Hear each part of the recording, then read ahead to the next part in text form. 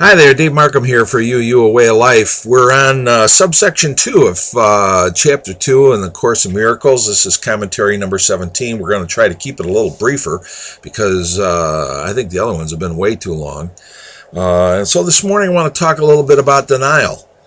It says in paragraph 2 in subsection 2 of chapter 2, true denial is a powerful protective device. You can and should deny any belief that error can hurt you. This kind of denial is not a concealment, but a correction. Your right mind depends on it. Denial of error is a strong defense of truth, but denial of truth results in miscreation, the projections of the ego. So here is a very interesting thing in terms of the Course saying that denial is a great thing, and it reminds me of the Unitarian Universalist martyr Francis David, who said we need not think alike in order to love alike. We need not think alike to love alike. It's become the motto of the Brockport Unitarian Universalist Fellowship.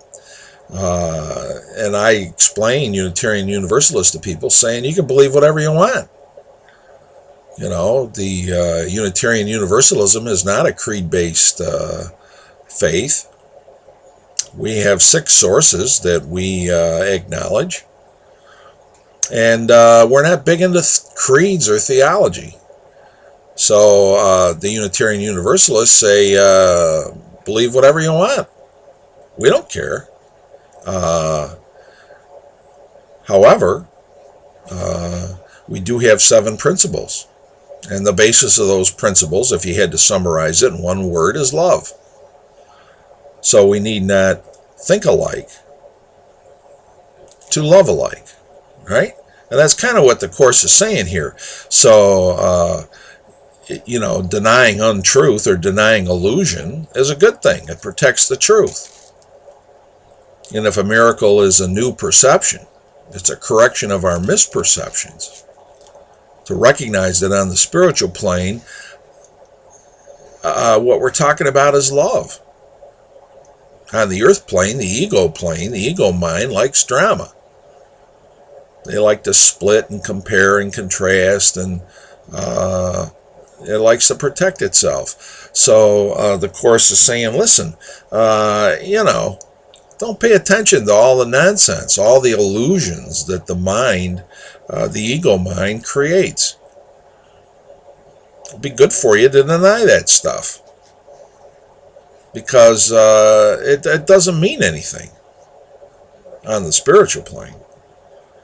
So it's an interesting idea and really is one of the foundation ideas of our Unitarian Universalist faith, right?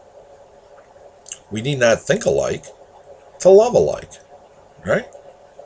Like the Beatles said, love, love, love.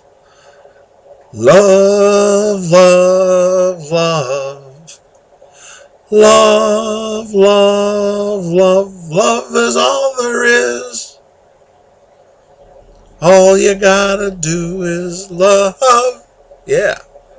So, I recommend this little passage to you. The Course in Miracles can be kind of dense sometimes. But they talk about denial here. And then they say that, the basic idea here is we all are returning home back to God. And that has to do with the at-one-ment. The at-one-ment, The Son of God is us. And if we treat ourselves and each other with love, that hastens the at-one-ment. It hastens the development of the body of Christ. And it would shorten time. So it's an interesting little section here, and I recommend it to you. And wouldn't hurt to practice a little denial today, I don't watch the news anymore. It's all garbage. There's a lot of things that as I've gotten older I realize are a waste of time. I don't pay any attention to anymore. People could say, well, you got your head in the sand, you're in denial. You're in denial of the politics and all the crap that's going on. well, there's nothing I can do about it anyway, and it's not anything I want to concern myself with. So I leave that to, other people or whoever. It's not worth paying attention to. I was reading a book the other day, and the author was saying that we live in an age now, the information age, right? We have more information than ever. I can get as much information in Google in 10 minutes as I used to be able to get in 2 weeks in the library when I was in college. It's amazing. We're overwhelmed. We're saturated with information. We have all kinds of knowledge. Does it make us any wiser? No. So the author was saying the big difference between knowledge and wisdom is that wisdom is knowing what matters. Well, if you know what matters, you ignore the rest of it, right? And that's what the Course means when they're talking about denial. You just deny it. There's no sense going there. Why deal with that? And I think as you get older and you get wiser, you begin to understand at a deeper level what really matters. And when you understand what matters, you shift your perception, you shift your attention to love, actually. Yeah. Take away today. Observe what you pay attention to. Right? Observe what you pay attention to. What really matters to you? What matters to you is where your treasure is.